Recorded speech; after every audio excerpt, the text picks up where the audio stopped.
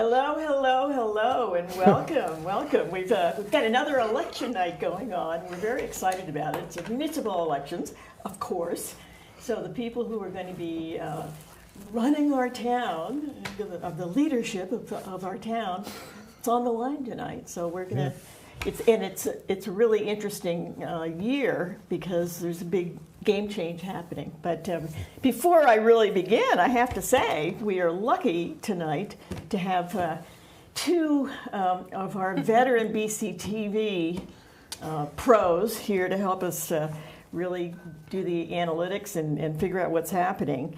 And so we have from the Branford RTM representing District 1, Frank Toohill. Good evening. And also out and about town with Henry Pond. I know. Who's behind one of the cameras tonight. He's here with us, yeah. He's here.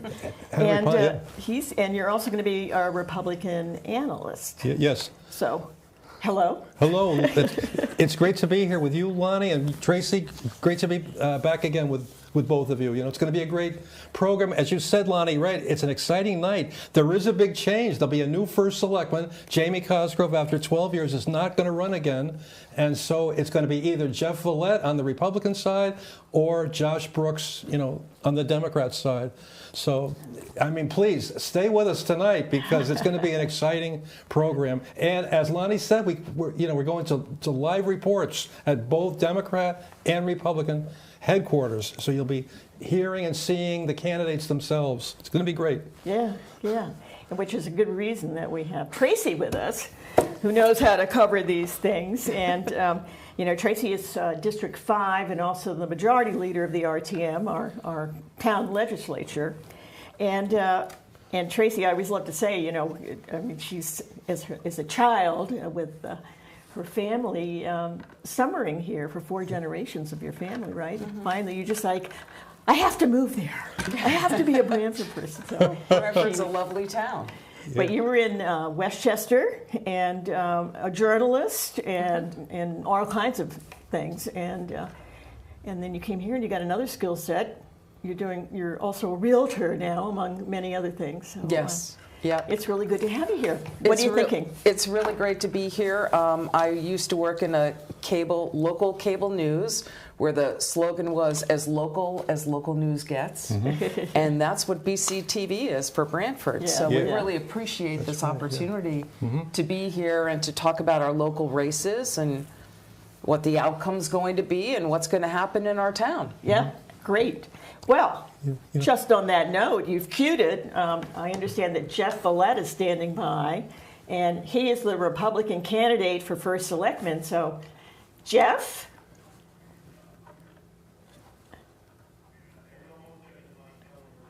Okay. I'm right here, Lonnie. How you doing? I'm good, Jeff. Can you hear me now? Can you hear me now? I can hear you. Oh, good. Can you hear me? Yes, very well. Very well, great. actually. So one thing I have not mentioned yet to our larger viewing audience is, so you've been on the Board of Finance. I mean, you're one of the longest members on the Board of Finance, and so everybody's always appreciated your ability that way. And there was always talk of you someday running for. Can you hear me now? I can hear you. Yeah. Okay, good. And there was always talk about you running for first selectman, and you were a Democrat. And somewhere along the line, you decided to change parties and get the GOP nomination. And so, interested in hearing your thoughts about that. That's pretty interesting. Well, it sure is. I've always been asked to throw my hat in the ring by various people in town, not actually related to a political party. And, you know, they've made comments, oh, you should run the town, you should get involved. So the day came when I received a phone call from our current first selectman, Jamie Cosgrove, who told me that he was going into a department head meeting, and he was going to announce that he no longer was going to be running for select person. And he asked me if I would consider running, and I said I would. And he goes, well, I will endorse you, but I'm going to ask you to change parties and become a Republican. So even though I agreed to his endorsement, I thought about the change. I did a little soul searching. I did meet with the chair of the Democratic Town Committee, and after our meeting, I basically decided that I wanted to pursue the seat. And with Jamie's endorsement, I thought it was very important. I decided to change, and here we are today, and I'm running on the Republican ticket for first selectman. I basically believe, Lonnie, that in local politics, it doesn't matter if you're Democrat or Republican, and I understand there's two parties here, but, you know, may the best person win. You know, we need people with level heads and good vision, and that's what I'm running on. That's great. And did you find that any voters were confused about that? No, I mean, I always knew it was going to be the first question asked, so, you know, I'm kind of prepared. You know, I've got some negative comments. You know, they think that I'm related to national politics, which I am not. I'm not a Trump supporter. This is all based on Branford and what's best for Branford and for the citizens of Branford. Mm-hmm. So what's your main theme of what you'll do if elected? The first thing, the first you know, initiative that. We're going to maintain a great tax base, responsible budgets, and facilitate improvements with the school facilities. Those are important. As most people are aware, we're also looking for a home for public works, and that's on the agenda also. So we'll take them one at a time and prioritize these activities.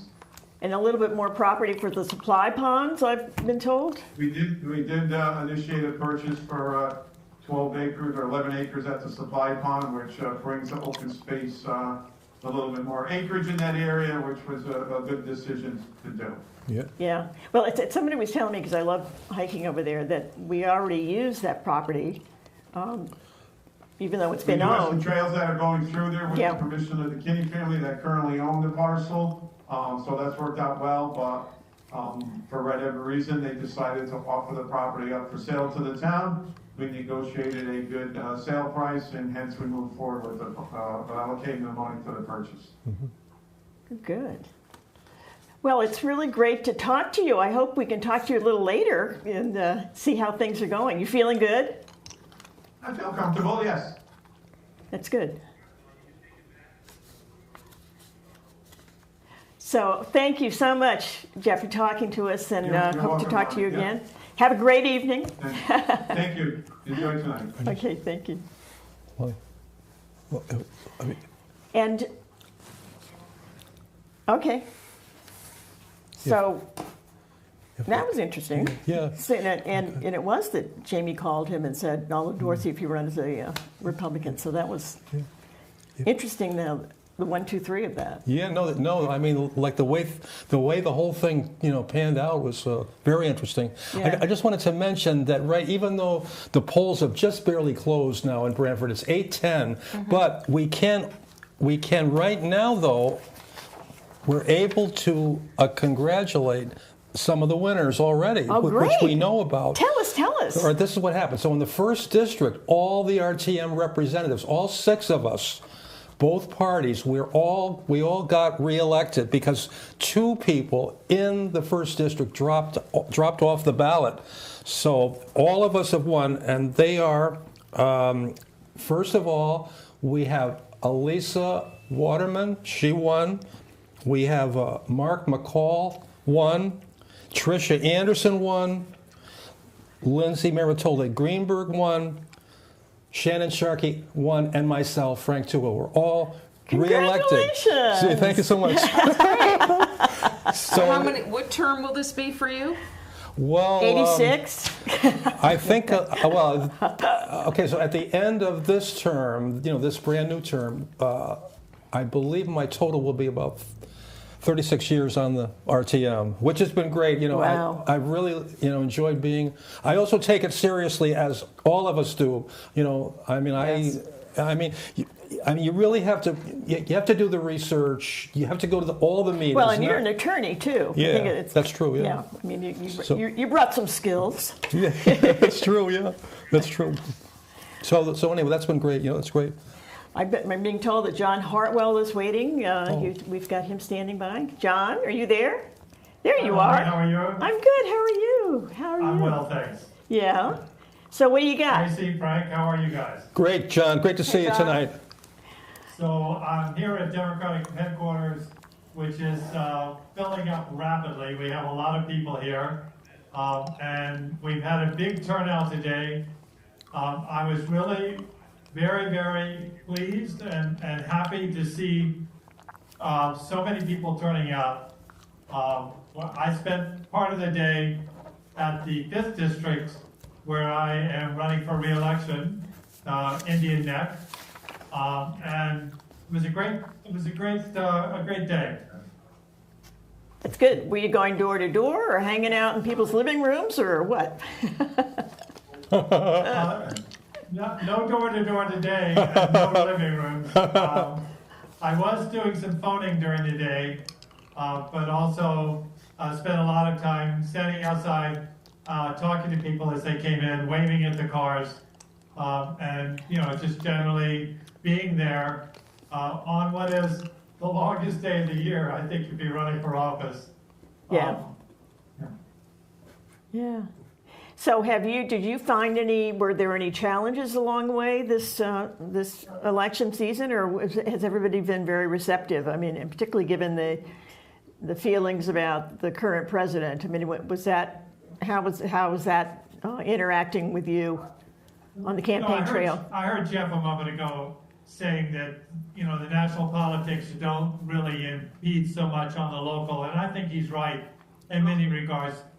Clearly, there are times when you call and you say, I'm a Democratic volunteer, and someone might say something rude and hang up, but that's very, very rare. Most of the time, people are polite. They may not have time to talk, but they are willing to engage, and this is what this is all about. We're all here for the town. We all want what's best for our community, and we're all working pretty much as volunteers. So that's, I think, what's really important. Were there any particular themes that you were hearing that a lot of people were repeating, in terms of things that they wanted done ASAP? So, of course, there's talk about the taxes and budgets and making sure that they're fair and equitable. Revaluation has come up. People understand that, prices on houses have increased much more quickly than the commercial property did. And so some of the tax burden is actually shifted toward the residential properties. And that's one of the reasons why taxes have gone up. We all understand that. And on the RTM, we did our best to hold the budget in line. We actually made a cut in the contingency budget to try to save a little bit of money on taxes. We also have been hearing about actually safety, road safety, and in town. I think it's something that we want to address in the next cycle, trying to work on safety and for pedestrians, for bicyclists, crosswalks, that sort of thing. So we hear about a lot of local issues rather than the national issues. Yeah, that's good. That's good.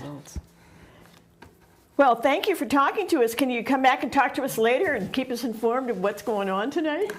Would love to. That's great. We also have Josh here tonight, obviously, and I know Ray Dunbar is in the house. Oh, good. Okay. So they can certainly give you a much wider perspective, because I've really been focused on the 5th District.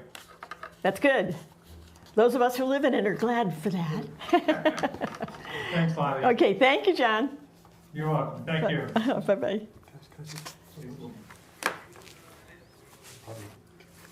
Okay. The control room is telling me Lindsay Greenberg at Republican headquarters. Soon. Oh, So okay. tell me, so now what else you got? I have results in from the 5th District. I'm looking at the tape from the machines. And it looks like I was reelected. Excellent. I very much appreciate it. Congratulations. That's I wonderful. very much appreciate that. It looks like Abigail Adams was reelected. Ray Ingraham reelected. Dennis Flanagan looks like he's back on the RTM after we all thought it was his swan song, and we saluted him for his years of service. So he's back, and Paul Chrissy is on the RTM for the 5th District. That's great, Tracy. So I'm sorry that we'll be losing Alex Larson and John Hartwell. But this is when local elections really come down to only a few votes. Yeah, no, it's absolutely And right. so it really makes a It's difference for absolutely folks right. who do get out. Of course, this is unofficial. Yeah. Yeah, I mean, this is the tape. I quickly looked at it. So, No, that's yes. so true. In fact, you know, I believe the absentee ballots, which sometimes can make a big Right. difference, they get True. counted tonight by the town clerk. So all the results you're hearing tonight, you know, they aren't official. The only person that can declare winners, you know, at the end of the night after everything's counted would be the town clerk. Yes. The other thing I'd just like to mention, though, about the RTM, right, so, right, there's 3 big contests tonight. First, is, as Lonnie said, there's the contest between Jeff Villette and Josh Brooks to be our next first selectman for 2 years. The other 2 big contests are the RTM. Currently, it's split 17 Democrats, 13 Republicans. So if the Republicans can pick up 3 more seats, then they take back control. As you know, they always controlled under the Jamie Cosgrove administration from 2013 on. They always controlled the RTM every term. But this term was controlled by the Democrats. So keep an eye on that. That's going to be very close. And the third one is the Board of Ed. The Board of Ed is split 4, 4, and 1. 4 Democrats, 4 Republicans on it now, 1 unaffiliated. So we'll see if that changes. Wow, that's interesting. Yeah. And what about the constables? The constables, I know it. The constables is one of those things. Really? Really? You know, I'm just looking, if I can for a moment, just at some of the other results here from the 5th District. And it's very interesting to me because the Republicans got more votes than Democrats in some of these races. And what I heard at the doors was a lot from people reflecting the national political scene in terms of, are you a Republican or a Democrat? I'm a Democrat. Say no more, I'm voting straight Democrat. I'm disgusted with what's happening in this country. So in the 5th District, which is one of the stronger Republican and has been, but there were a lot of them standing out at the polls today. Jeff spent time there. I heard Jamie Cosgrove was there. A lot of the candidates, Ray Ingraham's always there, Carolyn was there, and all of us on the Democratic side, but it's interesting. Yeah. How the 5th turned. Yeah. Oh, yeah. This time. That's very interesting, Tracy. Yeah. Wow. Unofficially, right? Yeah. Yeah, that's now, true. it'll be, Yeah, it'll that's be right. interesting to kind of do the analytics in the days ahead. Like, how Yes. did that go down? We'll be looking at that, I'm sure. Yeah. Okay. Now, on your tape, Tracy, is there by chance, right, the results of the first selectman for the 5th? Have you For got the that? 5th District, Republican Jeff Villette, 635. Josh Brooks, 517. So Wow, difference great, of about 120 or 112 Really? votes. So Jeff won in the 5th, or so far? Jeff won in the 5th. Yeah. Uh-huh. Yeah. That's interesting. That's interesting. Yeah. Okay, now I'm told that Victoria Veterami, so she'll be happy to hear this, that Jeff's won in the 5th. That's hopefully very good for her. So there you are, Republican headquarters. How are you? Hi, Lonnie. Hi, Tracy. Hi, Frank. So nice to see all of you. Great to see you. too. You know, great to see you. Thanks for having me. Yeah, it looks like you've got your usual upbeat self happening. Always, always. Yeah. So you're feeling good? I mean, have you gotten any secret little numbers or anything? Is anybody? I don't have any glance into the numbers as of yet, but we are feeling very positive given what we know with the projections so far. Wow. Good. So how has the campaign been? I mean, it's have you was it sort of a new challenge, or were you feeling very comfortable? Because I know you've been around for a while now. I mean, I haven't really been around for that long, Lonnie, only 4 years now. So it kind of felt like graduation a little bit. Very bittersweet, but also the honor of a lifetime for me. This came at the heels of me losing my father in April 2024. Oh. And he really was such an inspiration for all of this, and everything that I did this campaign was for him. So it was so heartfelt and so special for me. Oh, that's great. I know how that feels. It's kind of who pushed me into doing this kind of stuff too. So that's great. That's great. Well, you know he's smiling on you. I know that. Yeah. For sure. Yep. Yeah. Yep. So they're telling me somebody else is waiting, but I hope we get to talk to you again later. I mean, it's Absolutely. always good to see you. As I always do, but it's always good to see all of you. Great to see you. Okay. Thank you, Lonnie. Okay. Thank Bye-bye. you, Tracy. Thank you, Frank. Thank you. And tell me, control room, who's awaiting? Okay. Good. God, it's been working great so far, the system, you know? Well, Yeah, so it's it so does. interesting, you know, because and the Secretary of the State said today, I guess she had a press conference earlier today about how many Democrats had turned out all over, and you know, and it sort of goes to the heart of, because I remember when I was running, you know, you couldn't count on your party necessarily voting for you. I mean, it's that kind of an intimacy where people, you know, there's a community feeling. There's all kinds of stuff going on and things that you don't even realize that are cross currents and things that impact everything. No, you're right. In fact, you know, the turnout, Lenny, you mentioned the turnout. Just before I came into the building tonight here, I was told that the turnout exceeded 9,000 in Branford, which was a record turnout. So, and supposedly it's used in For a municipal. New York City too. New Right. York City is a big. Oh, they're saying the biggest since 2000. Yeah, no, that's big for right. It's a 9,000 municipal, for a Tracy. municipal, You're right. right. That's Yeah. right. Yes. That's big, right? Yeah. And the biggest since 2001 in New York City. My New York buddies were telling me it's an amazing turnout. And It's that's great, though, isn't it? Right? It's Yeah. It democracy. They're supposed to Yeah, vote. You know, exactly. That's Right. what you just do it every 2 years. I mean, Yeah. it's part of your schedule. Yeah. Yeah, I got from the registrars that there were 2,666 early votes. So this is the first time in a municipal election we've had the early voting. That's right. Yep, that's right. Yeah. Yep. Oh, that's right. Yeah, No, that's right. No, Last year was that's very convenient statewide. Oh, Yeah. for people. You know, Yeah. they love it. That's good. Yeah. So I am told that we have Josh Brooks standing by at the Democratic Party. So how are you, Josh? You feeling good? I'm feeling what I'm feeling. I'm feeling good. I'm feeling anxious. I'm feeling all sorts of feelings. I'm trying not to look at any results yet, but you know, I see it happening around me, so I guess I am kind of paying attention. Yeah. Yeah, it's kind of hard to avoid when you hear the whispers and everything, you know, running around and the little slips of paper that they're writing numbers down on and all of that kind of stuff. So I've got to say, run into a million times, and you have been a very enthusiastic campaigner. And how did it feel? How did it feel running for first selectman? I mean, I know you've been on the RTM for years, but how did it feel running for the top job?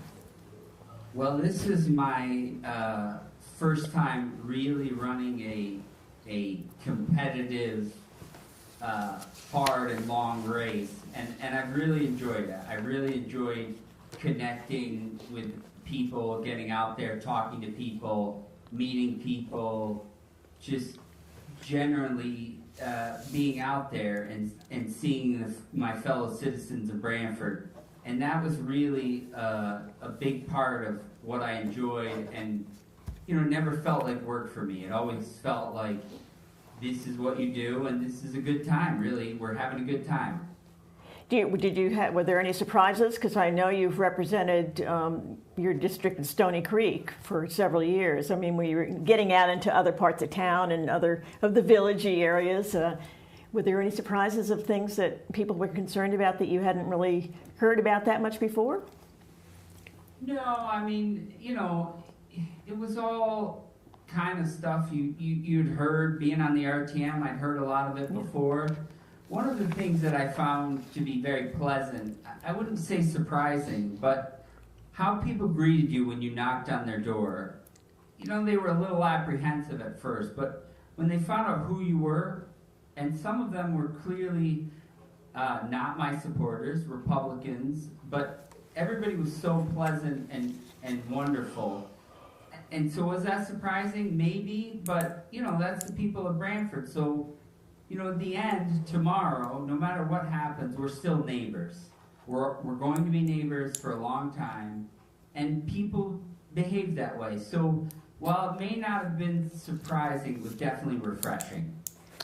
That's great. And it's great to know it's still happening, given, you know, all of the concerns that are happening statewide and nationally, that, you know, we're holding on to that community spirit that we've always had, that we've been so proud of. Yeah, that's what that's why I say it was refreshing, because even though, you know, you see it on the national level and things can get a little dirty, a little messy, but here in Branford, I feel like everybody kind of understands and treats everybody with respect and understands, even though we might be on different sides, we're still neighbors. We still, you know, we still hold each other dear, and that's a refreshing thing to see, you know, at their doors. Yeah, we were talking among ourselves yesterday, I think, about, you know, when times get kind of concerning to people and you realize that really what holds the whole country together are strong communities. You know, that the things that happen in communities and the way people can come together around important issues and develop and, you know, exhibit leadership around certain issues. I mean, I think about all the stuff when I was in the legislature that came out of Branford, you know, all the environmental stuff, all of the you know, the concern about rising seas and all of that, and you know, and how to have resiliency, and I mean, there's so many major things, and you think, you know, the more we can encourage people to do that and to keep the community strong, you know, it's that. But anybody who's worried about democracy, that's democracy right there. No, you're right, Lonnie. In fact, right, the whole coastal resiliency right came from Branford. Jamie Cosgrove and Jim Finch came up with it, and so it's now part of a state law, you know, for all towns can have it now, you know, coastal resiliency. Well, we're involved, so I'm with the Green Bank now, so we're doing a lot with coastal resiliency, and it's so important. It's so important. I know, I agree with you, yeah. Well, I actually sit on the Coastal Vulnerability Working Group. Yeah. And we've done some really good work, and we're going to be talking about, there's a new app that we're going to be helping to track what the sea level is doing here in Branford. Yeah. Oh. So there's going to be information coming out about that shortly. Wow, that's great. So, yeah, it's a really great initiative. That's great, Tracy. I'm gonna circle back to Josh for a second, because you know, resiliency and all that, isn't that what you do for a living? I mean, you build seawalls and all of those things. There's a lot of that, for sure. Yeah. But also the other thing you do now, correct? You got the trash contract, right, for the Great Thimble Islands, right, sir? Yeah, we take the trash out. That's great. That's what we do. That's great. That's great. Wow. You got that gig, though. That's really great. You know, you get to go onto the islands. That's a privilege. Yeah. Well, thanks for talking to us, Josh, and hope to circle back with you, you know, later tonight. If you would be amenable, we would love that. Thank you, and I just want to say good luck to all the candidates on both sides of the aisle.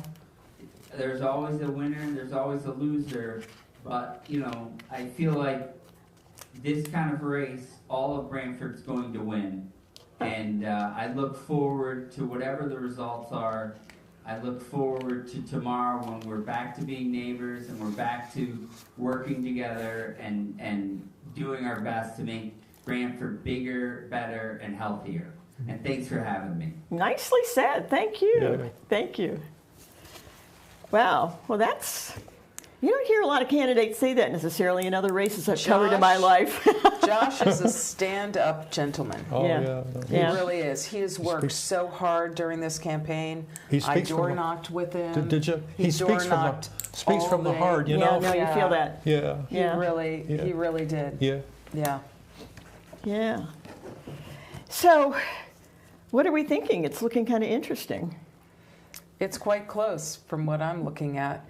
The numbers that I can see from the Democrats, a lot of the races are close. Yeah. Wow. So it may come down to absentee ballots. Yeah. That's true. No, you're right. So we may not have a definitive answer tonight. That's I think true. there are only about 200 absentee ballots, but That's all this year? I think so. Oh, that's pretty light. I Let mean, me see. they've been increasing. Absentee votes are You know- 256. 256 or 5. Yeah. I think. That's all. That's a record low, maybe, Tracy. I think let's talk to Jim Finch. I'm talking to the control room because we're, for Jamie stepping aside now, and the fact that Jim Finch is retiring is, that to me is boom, boom. That's a component that's key. So you think you can make that happen, Walter? But the thing with Jim Finch, though, right? So after he retires, the town's new finance director, she's the assistant finance director now, and she's worked closely with Jim for, 15 years maybe she's had that job. Catherine LaBanca, she's going to be the new finance director. And so, Jim, after he retires, he's going to be... That's not official yet. Nothing is official. That's right. That's right. That The contract. is- The contract has to be. Yeah. You're right. You're right, Right. Tracy. It's You're right. still under discussion, but Oh, I it see. seems like she is the natural Yeah. person to take over from Jim because she's worked closely with him for Yeah. many years Yeah. and knows Branford inside and out. Yeah. Yeah. The people and the finances. Yes. Yeah, you're right. Yes, Well, it's so she does. interesting that, Jim has been a part of this community for so long. I think it was 1998 when he was first hired. Yeah. And 27 years as the finance director. Yeah. AAA standing we Yeah, have. for and, years. for years and years and Yeah, years, which yeah. is an incredibly valuable thing to have attained. And I know when I was on the RTM and also in Hartford, when I was a legislator, I would talk to him all the time. Things would pop up. Mm-hmm. And, all these arcane little ideas that people have that they're putting in a bill. And, what is this? What's this little financial thing here that they're doing? And I would call him and think, and I'd send him, like, what is it? And he would do the analytics. And, yeah. it was really quite remarkable. He's a brilliant guy. He's brilliant, He really and, is. and he loves it. Yeah. He loves it. I know, So, so we sat down together and had a little conversation about, Jim leaving us. Yeah. And are you ready to roll that, Walter? Let's go. So this is kind of a hello, Jim. Good to see you. And goodbye, Jim.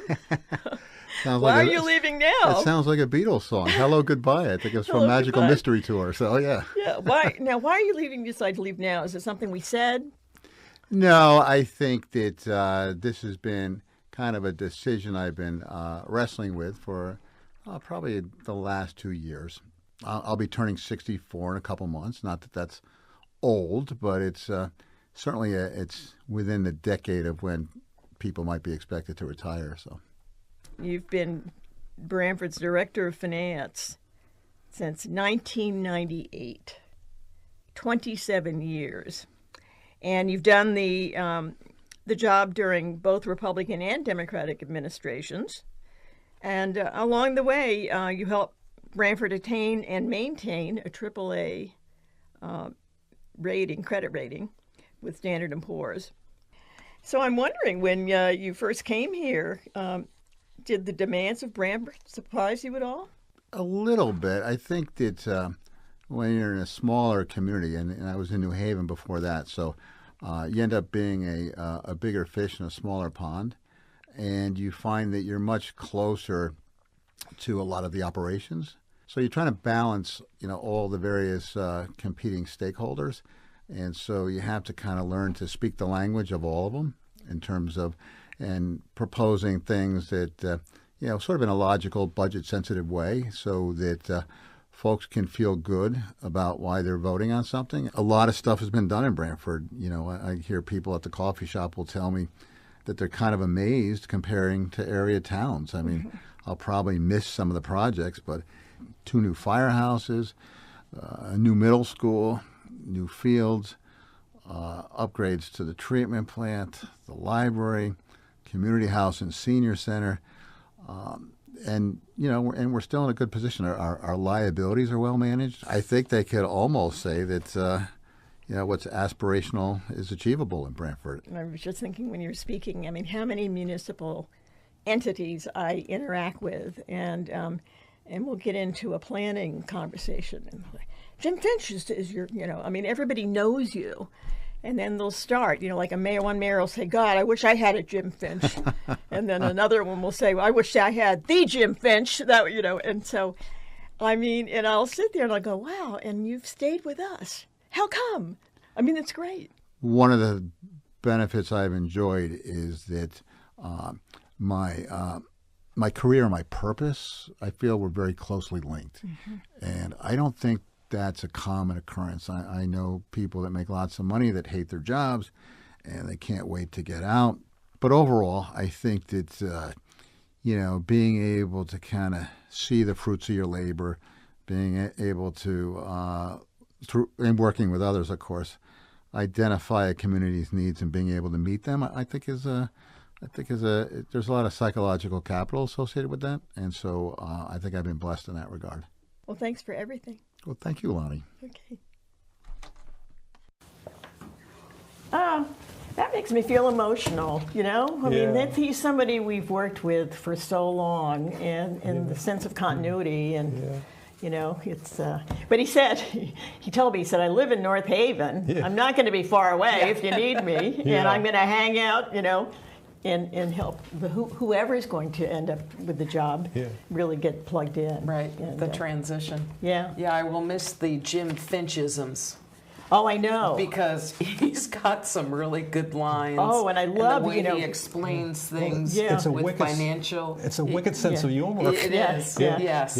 Yeah. I know, he's unique. But I was teasing him too, that when I was on the art team, I'd look to be up close and personal, like you could see, and he was really, and then there was pushback and stuff, and then you'd see that jaw kind of going, and the way, but he always kept his cool.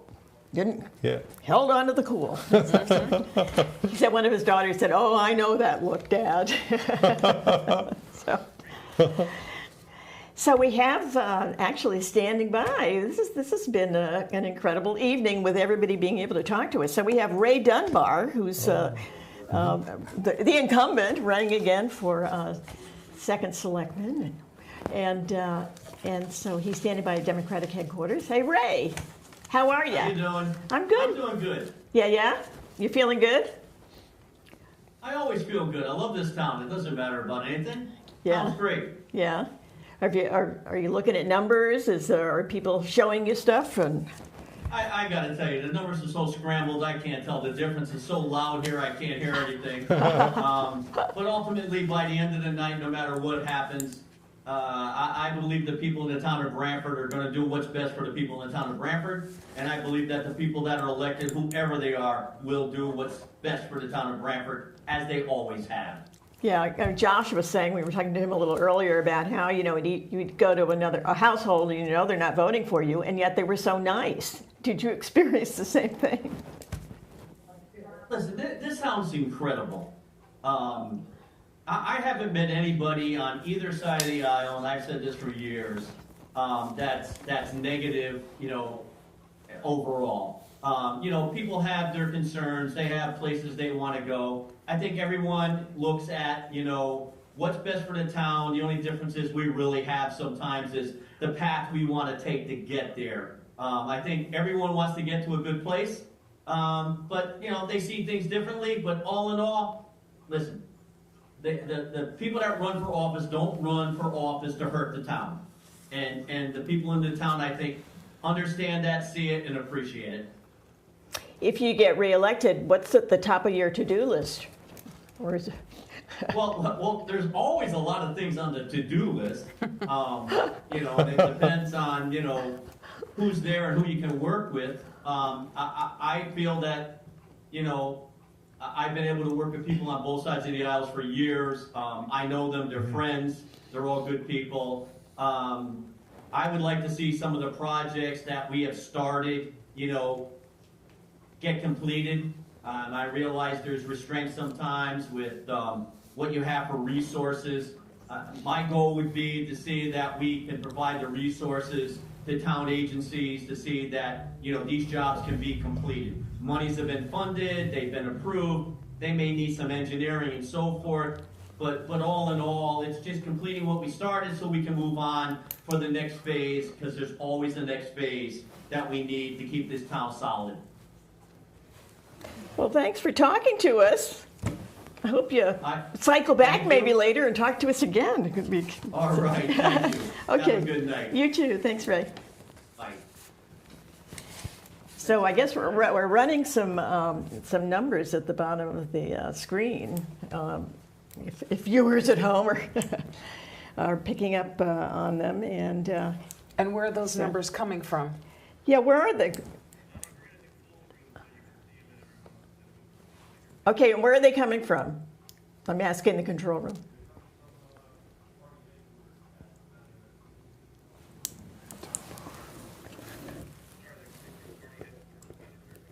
Okay, so these are coming from party headquarters, the Italian American Club. So these are Republican numbers, These not are all Republican districts. numbers. Yeah. Missing District 3, but that's interesting. No, my sheet shows District 3 as Bonenberger and Jennings. Some of these are very close numbers. This is interesting. Interesting. Do you have any feelings about these numbers, or is this the usual? We'll know when we know. Which. Yeah, it's hard to say. So, you know, so I mean, if we project it out, now, again, it's way too early. I mean, the Right. absentees haven't been counted. There's what, 265? Yeah, for instance, in the 6th district, according to the numbers I'm seeing from the Democrats, it is Democrat Nancy McCormick tied with Joe Lafredo on the Republican side, each with 466. Mm-hmm. So that will be interesting to see what happens when, you know, if there are absentees involved. I mean, this is what we talk about with local elections, right? It comes down to oftentimes 1 or 2 votes. That's right. 7 votes No, can that's make common. a difference. That's common. It's very common. Yeah. So if people wonder if your vote counts, of course it does. No, it's true. And it matters. And they're precious, you It know. matters. Everybody's got to vote every 2 years. So anyway, Right. you know, if we take a look at that district, District 6, the RTM, which Tracy just mentioned, so that's between, now, in that district, 4 RTM representatives get elected. In that district, there's 5 that ran, so 1 is not going to make it, only 1. So it's, currently it's what? Gino Papalizio looks like he was reelected. Joe Lafredo, again, is tied with Nancy McCormick, a Democrat. Anthony Alfone looks like he was reelected. He looks to be the top vote getter in the 6th district on the What party is RTM. he? Republican. He is Republican, okay. And Chris Sullivan is close behind with only a few vote difference. Who's the lowest of those 5, Tracy? Chris Sullivan, Oh, really? yeah, at 461.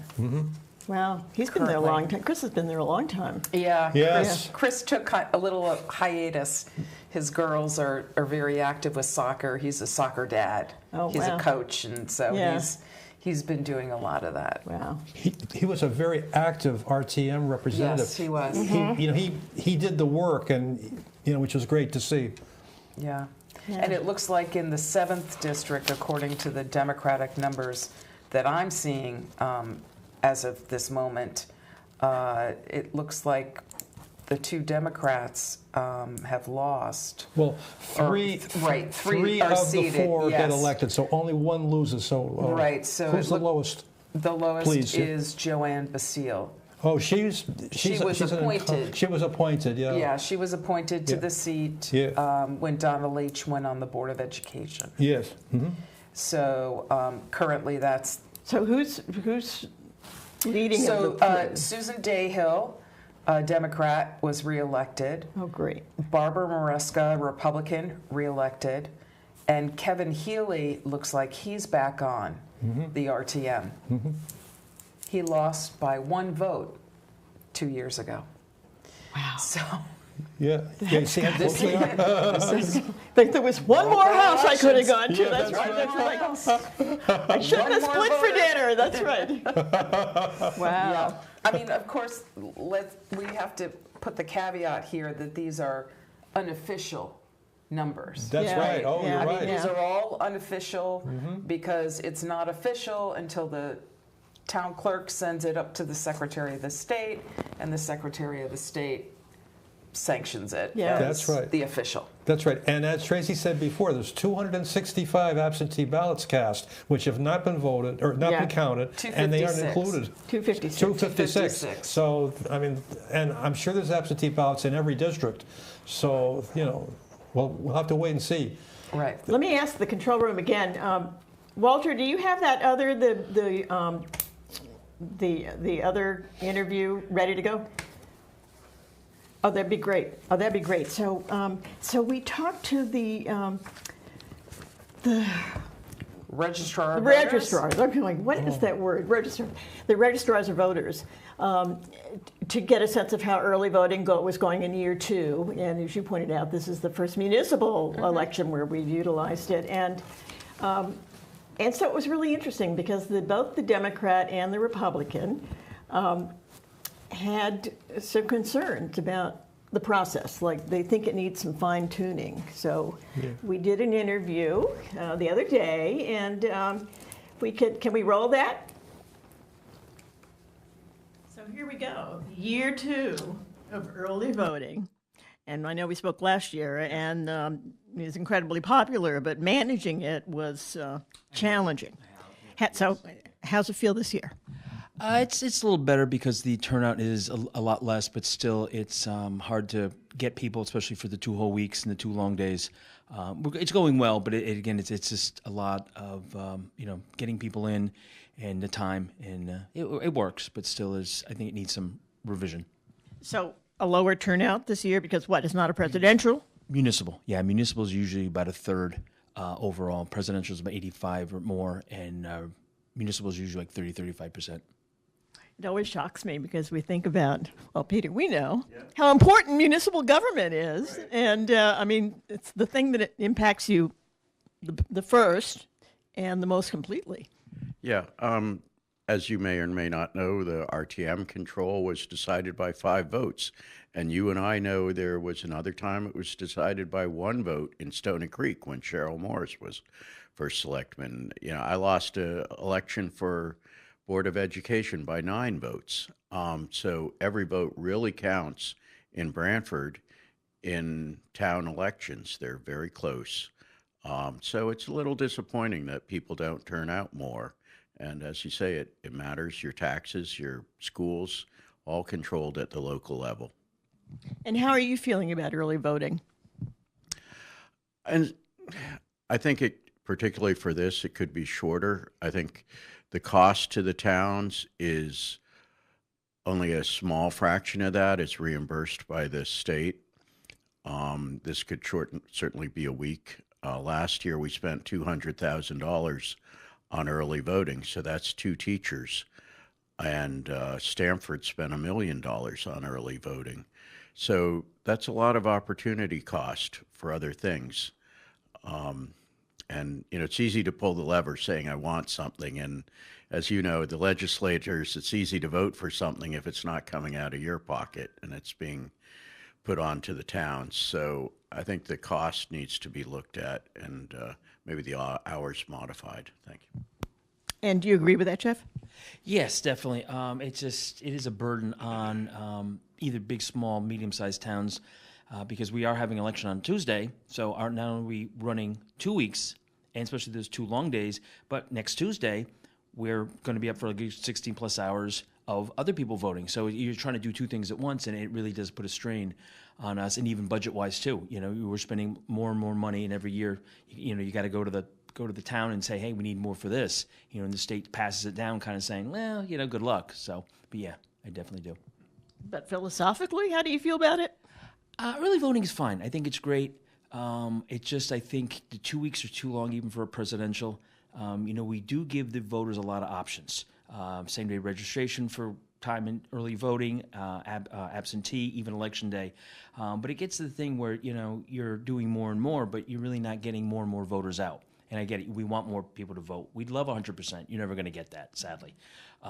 So, yeah, we give them a lot of options. But, again, the state needs to realize what the consequences are, time and money. And, people have jobs and things to do, and you just can't take 2 weeks off.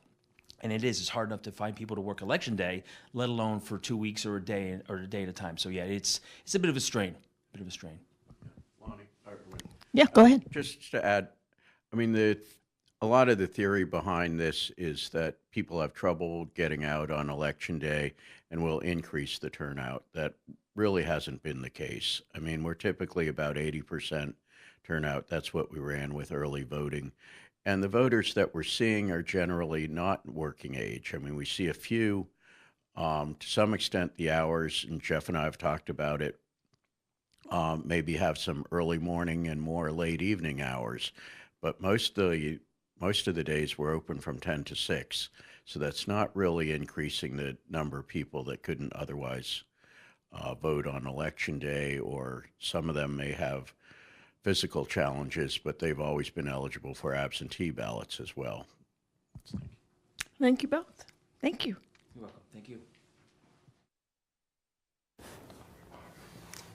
So it's interesting, it's one of those things that, obviously needs to be refined more and more and more, but the reality is that everybody we talked to when we were over there who's taking advantage of it loves it. Yeah. And loves the option of, Right. Having more control of their own lives and be able to figure out when to go to the polls. Yeah. And so you're listening to some of the numbers you're looking at, and so what's the feel that you're getting for the turnout we've had for this municipal? That's for any sort of sense of it? Just my sense in the 5th District, it was steady all day, and more so than I've seen in other municipal elections. Of course, the turnout for the presidential was a lot bigger because a lot of people just vote in the presidential.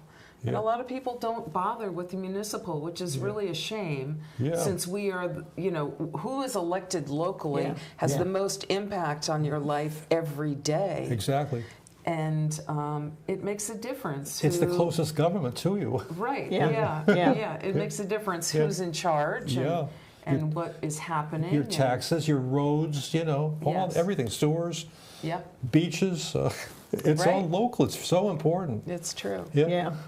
Yeah, it was like we were talking a little earlier, the sort of sense of community and that sort of being where democracy really lives very strongly no matter what. To really kind of keep that going and to as you say, that's where those are the actions that are going to impact your life much more quickly than anything coming out of Washington. But with the early voting, I would say I worked the polls last year for the presidential because I wasn't on the ballot.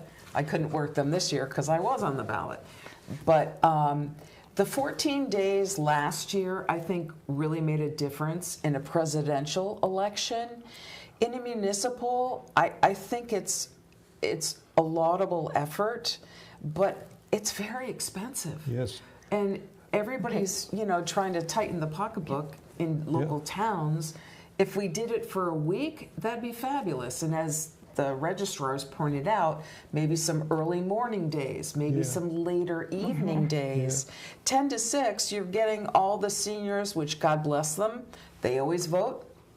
So No, it's thank true. you, seniors. Yeah. Well, you Yeah, know what, right. yeah. So as Pete Black said, I mean, he said Stamford spent, over $1 million on the early voting last year. Now that's an example of, right, the, there's a lot of requirements or mandates that come down to Branford and other towns, from the state of Connecticut, unfunded mandates. Now, you compare our state to other states. The state of Florida, for example, it's in their state constitution. If the state's going to require, a mandate of the town, like 2 weeks of early voting, then they have to pay for it. But see, they don't. That should Yeah, be done too. yeah. If the word So or the you want to put order, that bill in? yeah, I know. I'm sure it'll pass. Right? Yeah. Frank Hill goes to Hartford.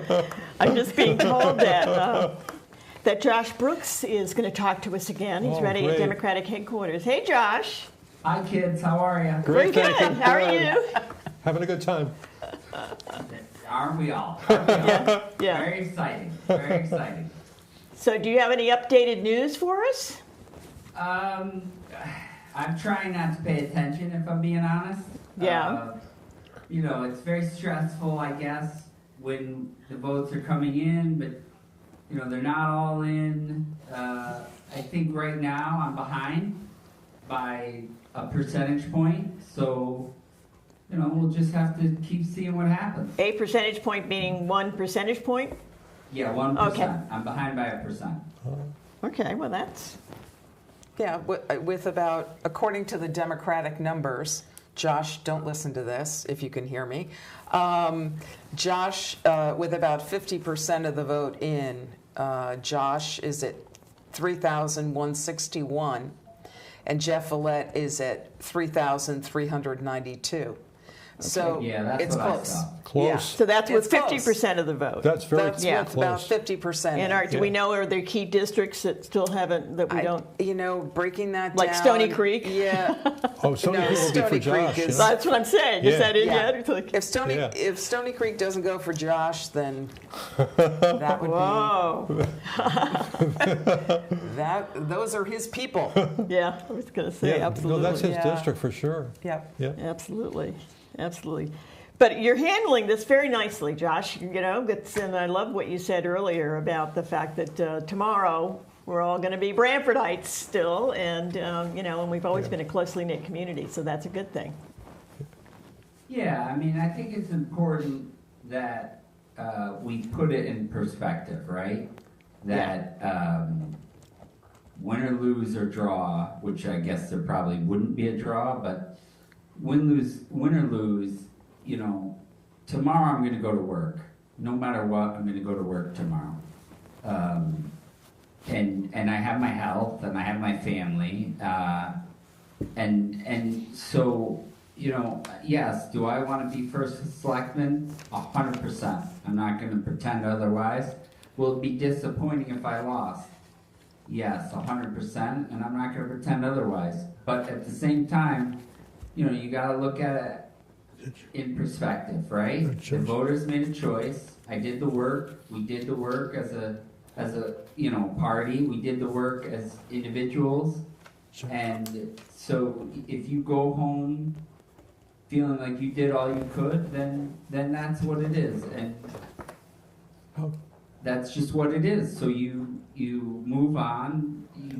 For me, I go back to work. I'm not Can I doing ask a trash question? tomorrow, but I'm gonna finish the town hall steps. I'm gonna Yeah. do other jobs that I have, and it'll be great. I just have a question for you, Josh. So I wanted to know, would you tell us about your daughter Lola? She's a candidate for the RTM down in your district. Has she talked to you about the campaign? She's sitting. She's not sitting next to me, but she's behind me. The vote totals look good for her. Wow. And that's really a proud moment for me, is to see her get that opportunity. I'm very excited for her. And I almost think in some ways, if I won and she lost, that would be somehow a little bit more disappointing for me, because you're a father, so you always are rooting for your children over yourself. So hopefully, I mean, what came in early so far, she looks like she will be the next 2nd District representative, and that warms my heart. So you asked me, I'm taking it well. Well, to me, that's a big victory, so I'll feel good about that. That's great. So, right, so for the next 2 years, she'll be taking the Brooks RTM family seat. That's right, Frank. And if you're on, you'll see why I am the way I am, and you'll get it from her as well.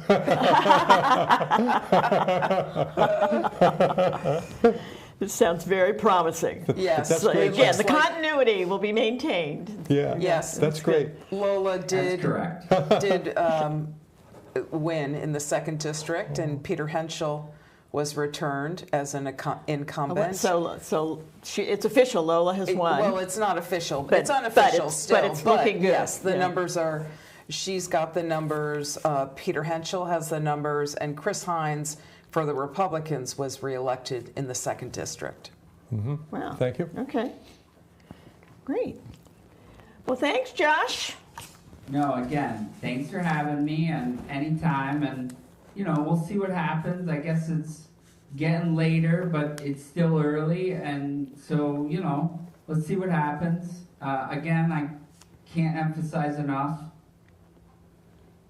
everybody should be proud of themselves, no matter the results.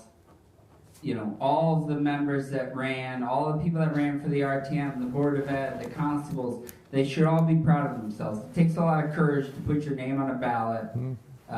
It takes a lot of courage to, for some of them it's an uphill battle, and they should be proud of the battle that they fought. And now we turn the page, and now it's peacetime, and now we rebuild together. So again, thanks for having me. I look forward to the next chapter, whatever that chapter is, and I wish everybody the best. Thanks, Thank you. Josh. Thank you, sir. Thanks. That was what Josh was just saying, the way people step up. But I've been told that it was hard getting some people to run this year, that there's sort of a sense of, the social media criticism, and how, the vitriol that's out there, and then some of the violence that's happened in other places in the country with candidates, and so was that an issue for you guys? I would say that I think it always is at the local level. Not everyone wants to put the time or the effort or themselves out there. It does take a lot of time. It's what you give to it that you get back. That's right. Of course. But it's a commitment, and not everyone has that time or commitment or willingness. So it was, but I think we had a great slate of candidates for the Democrats. Everyone really dug their heels in, did a lot of door knocking, a lot of phone calls, a lot of texting, and so we put in our best effort. I think, too, that the other thing, Tracy, is that, because things have been so, well run in Branford, and how everybody, is a part, really, of the government with all the commissions. We have like 45 boards and commissions which are wide open to everybody. In fact, when Jamie was first elected in 2013, that was one of his campaign promises. He said, from now on, you go to the Board of Selectmen if you want to run or be on a board. The old days, what you had to do is to go through the party. Either party you had to go to, and you had to convince them that, you should be, to put on like a board, a police commission or the fire commission. But it was all opened up by Jamie. Anybody could go on there. So, everybody feels like they have a say. So, there aren't people, chomping at the bit, to get involved, to get themselves elected, because everybody's pleased. Everybody's happy with things. Right. Yeah, but and I should remind people that there's not a big salary involved here No, there's not. on the RTM. Oh, the RTM. We are I know unpaid it. I know, volunteers. Yeah. We're volunteers. Yes. But, it's a good activity. And the other thing is, being on the RTM, like there was a whole list of projects that you heard, which have been completed by Jim Finch. He was so proud of the, I got the list right here. Yeah. Indian Neck Firehouse, Daniel Cosgrove Animal Shelter, Branford Hills Park, James Blackstone Library. I mean, Community Center. Community We Center, like the that. Senior Center. The Senior Center. It goes on and on. The Branford Community House. But that's your pay. Your pay is what your feeling that you accomplished, that you were a small part of of improving the town or improving something specific, like a building or a service. So that's your pay, Lonnie. You get the reward, you get the good feeling in your heart, for doing it. And so now you've both been reelected. Yeah, isn't that wonderful? Yeah, it's fabulous. And Tracy, so, Congratulations! I know, that'll be wonderful. 2 more years. It's nice to be a winner. Yeah, that's true. I was a little. It's always one of those things like, don't take anything for granted. That's true. And you'll have him to the island again, will you? To have lunch. You can celebrate. So, does either one of you, do you have a particular priority of something you're really going to work for in the next 2 years? Well, I talked to Tracy about this before. This is an issue which really just broke. There was a special Board of Finance meeting. In fact, you talked about it before, that there were 2 items on the Board of Finance agenda last night. So I'd like to see both of these completed because they came up. See, so the 2 items are, right, as you said, Lonnie, before, this is to add more land at the Branford Supply Pond. And the other one is to buy a building over by the truck stop for the new Public Works Department. The Freightliner. The Freightliner building. And in fact, those 2 issues, they're also going to be heard tomorrow at 4:30 at the Board of Selectmen meeting. So to answer your question, I would like to see those things completed. The town, we do have a good public works place now, which we rent, but unfortunately we lost the lease for that, so they have to move. So, if this goes through, and, the RTM still has to act on it too. Right. But if it goes through, then, Public Works, which has really been without a home, they'll have their own place, with the loan. So, stuff like that. I also that'll take at least 2 years. It's a lease back. That's right. The town would buy, the proposal is for the town to buy the Freightliner property and then lease it back to Freightliner for another 2 years.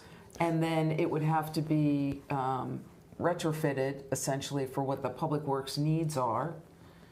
There's talk of also putting an East End firehouse on that same property, which was not part of any financial commitment at this point. It's just a discussion, because that was going to go on Acorn Road. That's a town property that the town owns. But I would say, Jamie Cosgrove, one of the first promises he made when he was elected 12 years ago was, we're going to find a home for Public Works. The day before the election, the matter came to the Board of Finance. Well, that's true. So it was after 12 years, he did finally deliver on that promise. That's true. That's true. So, but it does still need to come to the RTM and there's a couple approved there. That's right, Tracy. A couple of things on that. First of all, there aren't many structures in town that you can just take over. In fact, I believe that the search has been ongoing for many years. By the way, too, if you do the math, to rent that space that we've been renting for Public Works over the years, it's been much cheaper for taxpayers, to rent year after year after year than to purchase a new building. You have to buy land, you have to build a new structure, very expensive. So, there were a couple of near deals or something along the way. I remember there were, and I was sort of surprised at some of the buildings that were pointed out to me that were potential There's something. This actually, Exactly. the Freightliner building This one makes was sense. one of Exactly. the potentials Exactly. that was looked at years ago. Yeah, but I don't think it on was the for list. sale. Right, but it wasn't for sale until recently. And the Right. reason he pushed it through now, this is how he explained the Board of Finance last night. The first question from the chairman, Joe Mooney, to Jamie when he presented was, how come you're doing this now at the last minute? Jamie says, because both the Supply Pond acreage and this the new building for Public Works, that there's other people pursuing it. And so the two owners, they do want the town to buy it, but they want, some assurances that it's going to happen. So that's why it's been rushed at the end. But the other thing I would say, too, there's two more things, Lonnie, you asked me, so I'll say this, that first of all, as I said, 2 years ago, I don't like Branford. Currently the zoning allows in certain districts, planned development districts, 23 units an acre. That's, in my opinion, it's too dense. We have too much traffic now. Traffic's increasing, and so I would like that to be reduced. I mean, other towns have like an acre zoning per unit, and we allow 23. It's too dense. And the other thing too, I saw this all the time from all the campaign materials.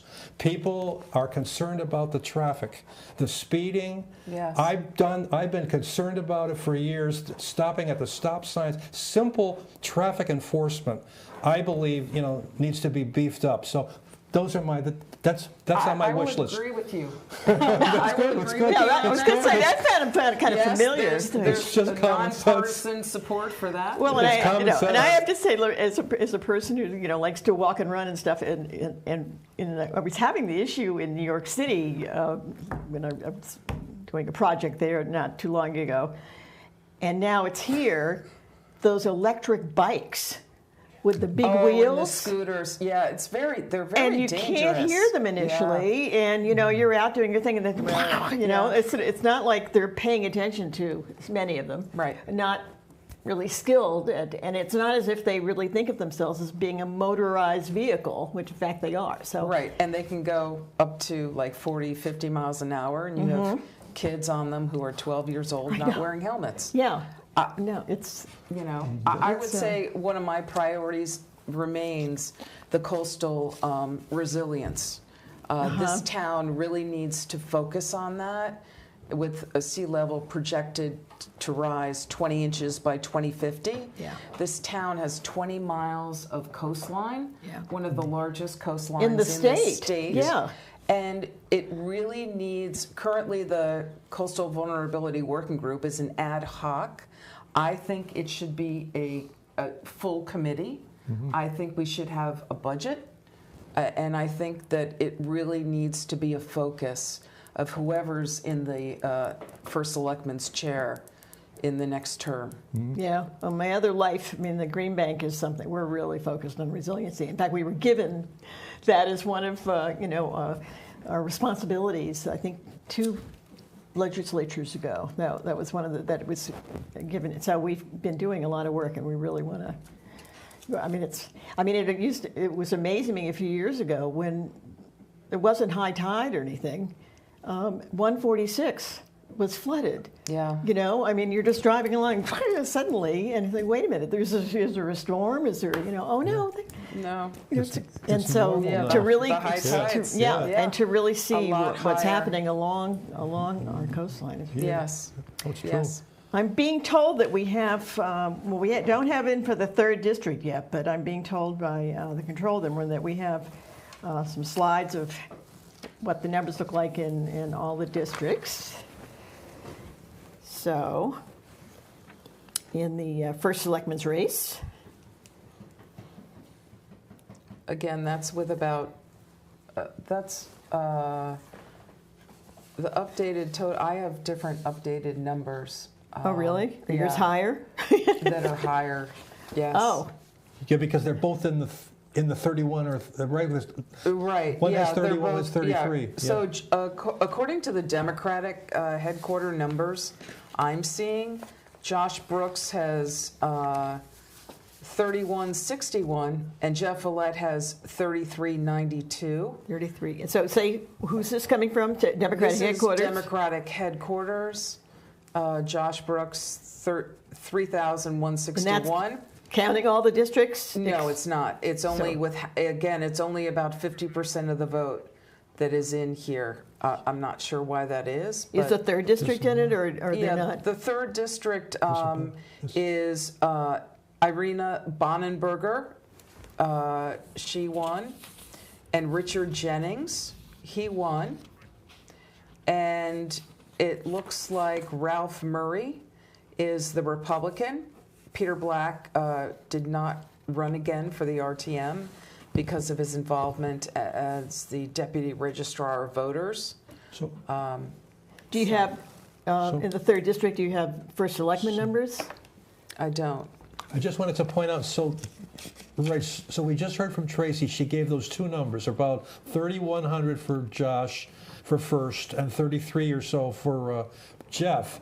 So supposedly about 9,000 people voted today. So you got that 9 plus the 252 absentees. So there's still about another. I'm told we're ready to go immediately with a speech from Democratic headquarters. Oh, we're not? Okay. So as That was your imagination? It's like, okay, continue, Frank. So, I mean, it looks like just informally that, we're still waiting for about 3,000 more votes to be counted tonight, Right. Yeah. And that could make all the difference Yep. for every. Well, I mean, that was Yeah, a big it's number only- that you just mentioned, 9,000. I mean, Yeah, that was Right. the turnout today, I heard, and then you got today. the absentees. So that's today's turnout. Yeah. Wow. Yeah. Well, to be honest, Lonnie, I don't know if that's today's or if that's the total turnout for the last 2 weeks For the plus 2 today. weeks, yeah. I don't know. In terms of the town treasurer race, it looks like Kurt. Democrat Kurt Schwanfelder, Yeah, he's the the incumbent. incumbent, Yep. he has been reelected. God, wasn't he a Republican when I was on the RTM? Yes. Yeah, I was gonna he say, Switched, it's he like- switched parties, yeah. In 2013, I think, to run with Campbell, the Campbell ticket, Andy Campbell. Oh, that's right. So he's won. So Kurt's It looks like Kurt unofficially Yeah. is treasurer. with 3,426, and to Ed Preet, the Republican candidate, 3,053. Okay. And I do have some Board of Ed numbers, but I Oh, need let's hear to- those. Yeah, that's a good idea.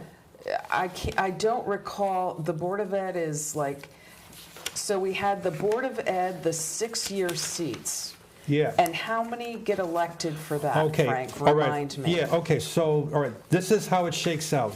So, currently today there are 5 Board of Ed candidates running for 5 openings. There's only 4 that are going to stay, on. Because it's a total of 9. So the way it shakes out, Tracy, so there's two are going to win 6 full terms, okay? And Yep. that's between Laura Troidel and incumbent Megan DeLucia. She's a Republican. So there's some stuff on the screen. Oh, there we go. Okay, so at the top you have Megan DeLucia, 2468. 68, yeah. Then number 2 would be Amanda Henry. Well, no, Laura Laura Troidel. Oh, sorry. Laura I was Troidel. doing it in Yeah. order. And then 3 are elected. So then it would be Amanda Henry as the 3rd. Oh, I see. So they have 3 elected for the full term, Frank. It could be 2. It states on the ballot says vote for any 2s, but I'm not sure, Tracy. If it's 2 or 3. Okay, so we got that one. Then the next column is there's going to be 1 elected for a 4-year, and that's between. And they have Dan that up Halley. too on the Okay, screen. right, there we go. So it's between Dan Halley and Alex Paluzzi And Alex. Jr. Now it says R, but he's running as an unaffiliated. And No, that- he ran as a Republican, Frank. I talked to Alex, and he said he's an unaffiliated. I don't know, Well, Tracy. He is, I mean, but he ran on the Republican line, so he isn't next to his name. No, you're absolutely right. The way it worked was, back in the Judy Gott days, we had a great RTM rep, Brian Festa. He ran with us. He caucused with us, but he was an unaffiliated, and that, I believe, is the thing Alex is doing as well. But anyway, so on the Board of Ed, there's 2 to be elected for 2-year terms. Right. That's so this here one. are these ones. Yeah. Right. So that looks like it's Isaac Aronson, Democrat. Yeah. He will be a newbie. Yep. First time elected. Yep. And Harlan Fitzenholz. Yep. So 2 Democrats are the highest vote getters. Yeah. And so that's only for 2? That's for the 2-year vacancy if there are 2. And there are only 2. Oh, okay. Yeah. What's PC mean? Rebecca and... Petitioning candidate. Oh, okay, good. I was like, Yeah. what is it? Yeah. A new party? Yeah. Good for her. Yeah, good for her. Right? That's great. She wanted to run, and She has her great. own She line. did. She has her whole line to herself. right. Yeah, good for her. Yeah. Well done. And then there was one more, right? Another? No, that was okay. That was Harlan. I think those are the 5 right. openings. Yes. Okay. So do you have any sense, I was just trying to figure out on the RTM, are we talking mostly incumbents have been reelected kind of thing? I currently serve as the majority leader. Mm-hmm. I'm not sure that the Democrats are going to hold the majority at this point. Yeah, it's currently 13 Republicans and Okay, we got to 17 go to Josh Brooks Live. Let's go now at Democrat headquarters. Hi, Josh. Hi, kids. Good to see you again. Same here. Do you have news for us, Josh? How's it? How are you doing over there? Well, we're doing okay. We're wondering, are you updating us with some good news or some interesting news or? I have heard rumors that somebody out there is saying that I'm going to win. I don't have that information in front of me, so I won't say that I'm going to win until I see that I'm going to win. Wow. If you want to tell me I'm going to win, that'd be great, but I don't have that information in front of me.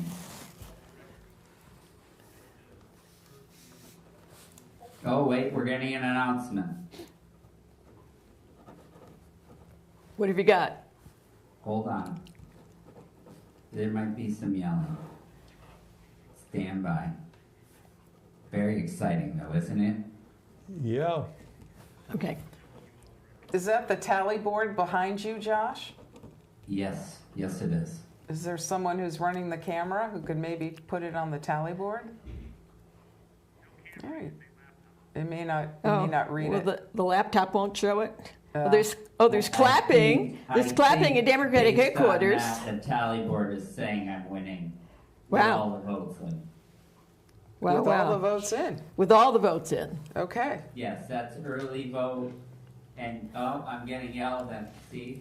See what's happening here? Yeah. Very exciting. We see So it you live. getting yelled at in a good way. I mean, he knows now. Wow. Oh, this is Wow. interesting, Josh. So that's what I'm hearing. Again, I'm excited that even a close race, that enough Branford folk believed in me, supported me. And so even though it's not official, I am truly, truly honored just to be having this conversation. And I cannot emphasize that enough. I think if I win and if this is official, I will serve more than the best of my ability and work very hard. And again, the idea that it's that close, that people trust me enough to serve for them is truly an honor. And I want to thank them all here with you, Lonnie, with you, Frank, with you, Tracy, and say thank you very much.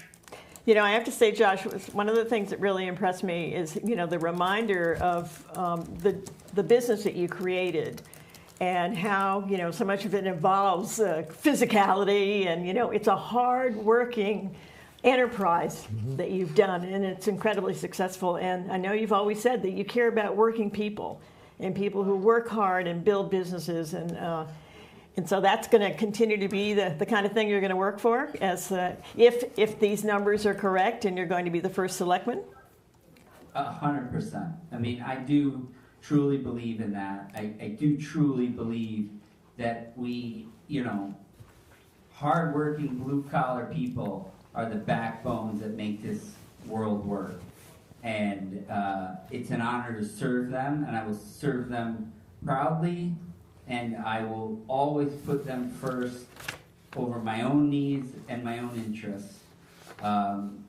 Because without them, nothing gets built. Without them, the world doesn't go forward. And I recognize that, and I will always cherish the work they put in. And your daughter's winning too. And my daughter's winning, so... I think we just saw her in the background. Bring Lola over there. It could be. There she is. Oh, aha. Oh, good. Oh, that's great. That's With great. the Board of Selectmen winner for the Democrats, Ray Dunbar. Yeah. Yes. Yeah. Yeah. So he's the incumbent, so he's been reelected. Yes. Ray. Okay. Well, I just want to thank you three for being there, getting the word out to people. I want to thank my opponent for running a clean race. I think that has shown the character of Branford as well. That, you know, we both ran a clean race, and we both showed respect to each other, and that is a very important thing. That we can both, regardless, until it's official, hold our heads high. It's a close race, so you know there's no shame in for either of us, regardless of when it gets official. Yeah. Nice. Absolutely. Nicely said. Yeah. Nicely said. So I wonder how long before we know. Right. Yeah, my spreadsheet is not updating, Josh. Yes. I'm getting a lot of handshakes and hugs. Okay. So Yeah, so Well, we're that's so wonderful. we think we've rolled Congratulations over. with that for now. Yeah. Yes. Wow. Control room. Do we have any And news about the GOP wanting to talk to us? Or do we want to continue talking to Josh? Well, we do, but I just want to make Yeah. sure that we're not, you know. Right. Okay. Keep talking to Josh. Well, that's good. We like that.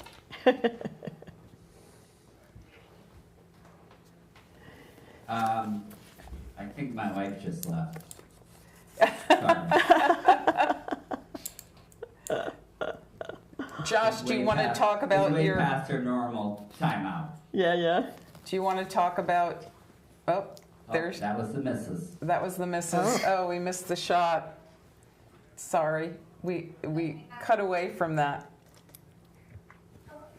Is she with you, Josh? Hold on. Let's get the whole Brooks family Yeah, let's there. have- That's let's right. get the everybody. whole Brooks family, please. There you go. Mom and Lola and Josh. There we go. This is my wife, Andrea. She came here How you to doing? support me, win or lose. And I appreciate her very much for that. So say hi to the first The first lady. First lady. Ooh. Is there going to be a rose garden? Yeah, We needed a rose garden, and you can. Yeah. Oh, I can see the wall around it and everything. It would be fabulous. And I will also say that I will be at Town Hall steps finishing that job tomorrow. If anybody wants to see me, that's where I'll be. Oh, That's your- nice. Very That's nice. your office tomorrow. And is Lola still there with you too, Josh? Hold on, I'll get her. Oh, good. Lola.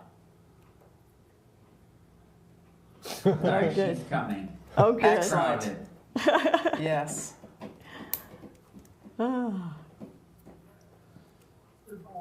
This Hello. is Lola. Hey, Lola. The new second district RTM member. Wow. Wow. Congratulations, Yeah. Lola. Yeah, congratulations. That's great. Yeah. You got the Brooks family seat. We're very proud of her. Yeah, That's exciting. that's great. How We long, look- Lola? we How look long forward. have you aspired to do this? Is this a new thing, or have you been wondering about it for a while? Oh, I've always watched my dad do this, and I've always wanted to be like my dad. So I'm really grateful for this opportunity, and I have high hopes. Wow. Good. She sounds great for the RTM. Yeah, she's perfect. She's perfect. That's great. Yeah. Yes. And we absolutely. need more of that young input. Yes. Yes. Well, we're going to let you go celebrate and also chase down the last of those numbers. But thanks so much for talking to us again and again. Yeah. This has been great. Yeah, I mean, congratulations to you, Josh. You So- worked hard for what you got. So the updated totals that I have here show Josh Brooks, 4,827. That translates to 51.4% of the vote. Oh, well, there we go. And to Jeff Villette, 4,570 for 48.63% of the vote. So there's a Wow. difference of about 257 votes. So, as we said before, a Yep. few times The tonight, absentees. every could vote make a counts. difference, Right, the yeah. absentees can make a difference too. Wow.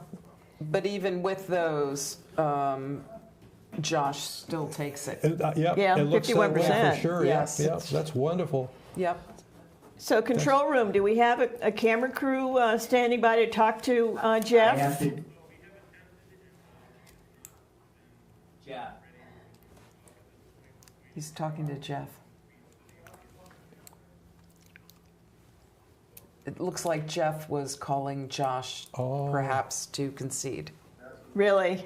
Yeah, because he said Jeff Yeah, when he picked up the phone yeah. and walked away from the screen. Oh, So, wow. No, you're right. That's the Yeah. call. You're So- right, Tracy. Yep. So That could be- Tracy, also a journalist, had a little intel that she heard. She thinks maybe Josh is on the phone with Jeff right now, Yeah. and Right, so maybe that's a concession call. Who knows? Yeah. right, Wow. yes. So we have a new First first selectman. selectman. That's We've right. gone A from Democrat. red to blue Right. in the Yeah. town of Branford. So thank you to fellow Democrats, unaffiliated Republicans, if you voted for Josh. As a Democrat myself, thank you. I appreciate that. So for the first time, right, since Unc, stepped down, since he didn't seek his, extra term, right, in 2013, so this will be the first time in 12 years that the parties change in town hall, and instead of Jamie Cosgrove, a Democrat, he's a Republican.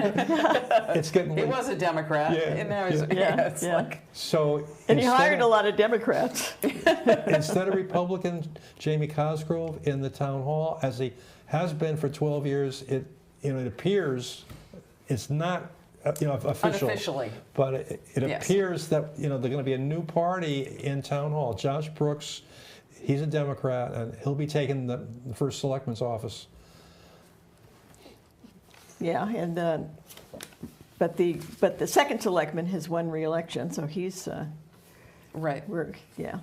And Ray will remain the second selectman because his vote total was higher than Victoria Verderam. Okay. Okay, so then the next question will be, who will be third? So if Jeff gets Okay, more great. votes than Victoria, then Jeff will be would seated on the Board of Selectmen. Okay.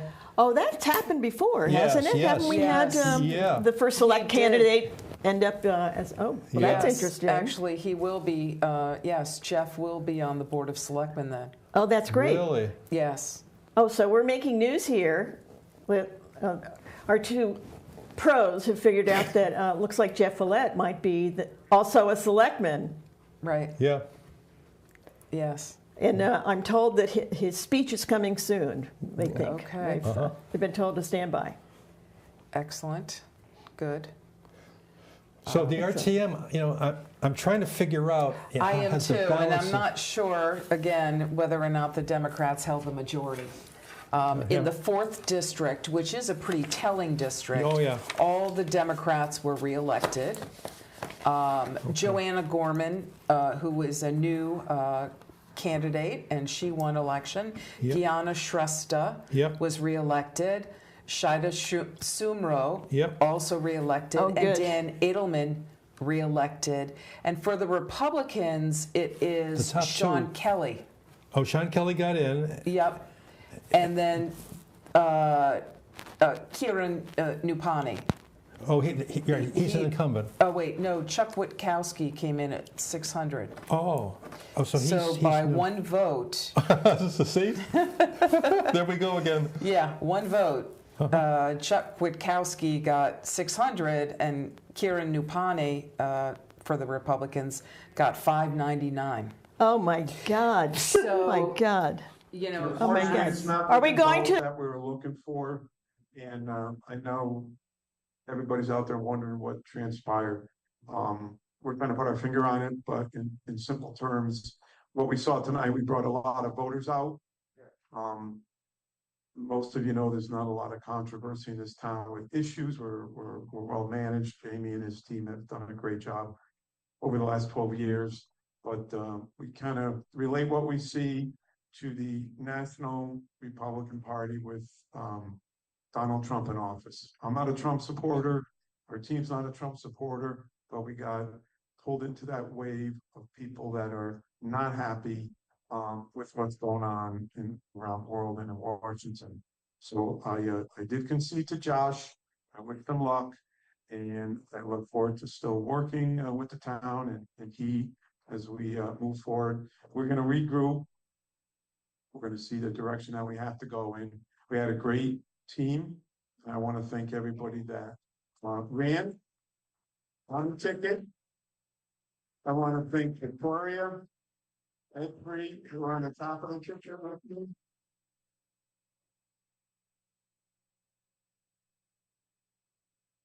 And I want to thank my wife, my partner in this adventure. Karen, thank you. It's all good, don't worry, it's all good. And I want to forget my children who helped out and supported me, Jeff Jr., Melissa, Andrew, Sandra. I'd be remiss if I didn't mention my brothers, Tom, Chris, and my sister, Anne Marie. So thank you. To all my friends, especially those that hosted meets and greets and try to get the word out. To my finance chair, Nick Torello, who helped us raise money so we can get this campaign off the ground, and everybody that donated to this campaign. We thought we had a good platform, which I still believe we did, with reasonable budgets, fair tax base, and moving the school systems and other things forward in Branford. So I appreciate everybody's support. I appreciate your help, whether you made a phone call to me or a member of my team made a donation, said hi. It was a little challenging. Today was pretty interesting at the polls. It was my first time really out campaigning and working. Got a lot of favorable comments. We also got some negative comments. So put it all together. We're going to look at the results and see what we have to do to regroup and hopefully come back in the future. Last but not least, I want to thank my campaign chair, Billy Niskovich, who helped me pull this together. He deserves a round of applause. I think his wife, Jen, helped out in the background too. She's not here tonight, but they did a great job. Billy's been doing this for a long time. He's a little befuddled and, we're going to dig in. But again, I thank everybody. I think I've said it. I have a couple more cookies, food, whatever. have a drink downstairs, and I really thank you very much. Thank you. That was speech. I Wow. mean, that's interesting. So we've had, talk about a game changer. We've had a game changer. So we have the first selectman is Jeff Follett. We've now got the second selectman has been reelected. No, the first selectman is Josh Brooks. Sorry, The first selectman Josh is Brooks is the Josh first selectman. Brooks. And let A me say that Democrat. again. First selectman is Josh Brooks, but it looks like Jeff might be the third selectman. Yes, perhaps he doesn't know that's right. he'll be on the Board of Selectmen. Well, the other thing too, But- I was thinking of. So if Victoria Verderam gets on the Board of Selectmen instead of Jeff, then I believe Jeff is not resigned from the Board of Finance, so he'd be on So that he'd be on the board too. of finance, you which know? he's been on forever, right? Yes, he's yeah. been a long-term. Yeah, I mean, he was appointed as a Democrat and he became a Republican. Well, that's so true. That board is not a That's- balanced board right now, and That's there is true. a Democratic Can you switch seat. back? Well, I I don't think know. well, there's an opening because Pelosi resigned. She's a Republican, so he could be. No, not Pelosi. Yeah, the No, the her- woman, Yeah, but the her sister. name wasn't Pelosi. No. Oh. Marcy Pelosi is on the Planning and Zoning Commission, and that's his sister-in-law, Alex's sister-in-law. No, you're right. I'm sorry. No. Her name escapes me. I apologize, but Yeah, no, I'm thinking she of- did yeah. not seek a renewed term, and her term expired. And there is a Democratic seat on the Board of Finance that is available. I'm thinking of I forget her first name, but on the Board of Finance, she did recently resign, and her seat is vacant. DeLeese. Pam DeLeese. Yeah. Thank you. So there is a Republican seat open. Yeah. So I mean, it's also interesting. It's all coming together. I mean, as we here at BCTV, learn all this information. I mean, we're trying to bring it to you as quickly as possible. So Right. this is our thought processes. But the new first selectman will be appointing members now. The appointment process rests with the Yeah, first the new first selectman and the selectman. Board of Selectmen. Yeah, the Board of Selectmen has to So approve. Yeah, that you're will right. be an open You're right. seat. You're right. Yeah. And what happens with the Board of Finance will be interesting to Yeah. watch as well. Yeah, I think you're I right. mean, one of the big messages that came through though from everybody was how civilized this race was. Yeah. And everybody thanked their opponents, and everybody thanked the people who weren't going to vote for them, but were very nice to them at the door, and everybody pledged to work together. And I think it's what we were talking about earlier: the strength of community, particularly when times get a little uncertain and a little crazy, is more important than ever. And this is where democracy lives. And so we've had some serious democracy today, and it's always great to work with you guys. Great to work with you too, Lonnie. Yeah, we love thank it. you, It's- Lonnie. it's You're a real great. pro. And thanks to the crew here at BCTV. Yeah, Definitely. Everybody behind Thanks the to the scenes crew. and the cameras. Henry and Pond, Walter the technical Mann, Yeah, people. Walter, Doug everybody Sisson, in the end. Victor in the Hall. Doug Sisson, everybody in the control room. Yeah, they did a wonderful thanks, job today. It was everyone. seamless. Yeah, it was Great. great. Yeah, a wonderful job. So thank you, everybody. Yeah. See you around town.